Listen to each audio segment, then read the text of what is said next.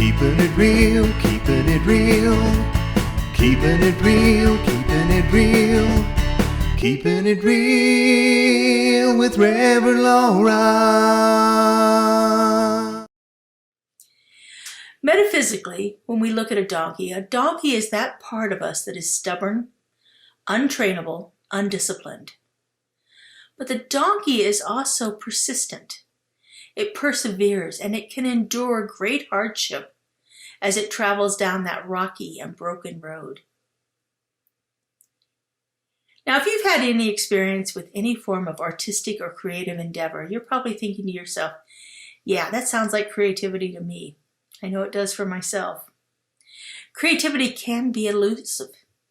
It can be unpredictable and very surprising in its behavior. Creativity can burst forth in an unexpected moment and then stubbornly refuse to ever budge again. Creativity is often untrainable and very temperamental.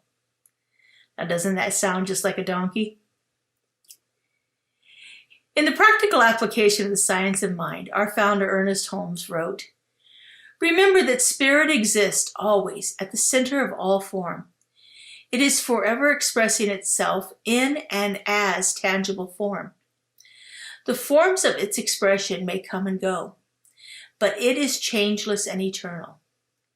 Since spirit is at the center of everything, and in its action as law always responds to our thoughts, there is no limit to its creativity for us except the limitations which we ourselves impose on our own experience of it. There is no limit to spirit's creativity, only the ones that we put on ourselves.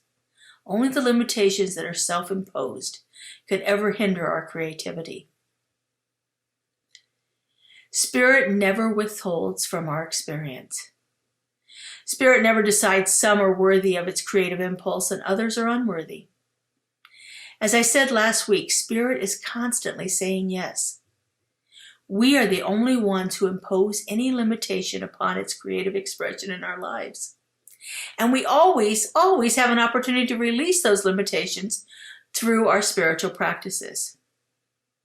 Now, creative folks throughout the ages have written about how they remove those limiting blocks, about the practices they engage in to enter into a more fluid experience of creativity in their lives.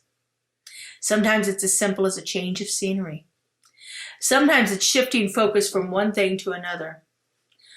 Oftentimes it's through something active like meditation or walking.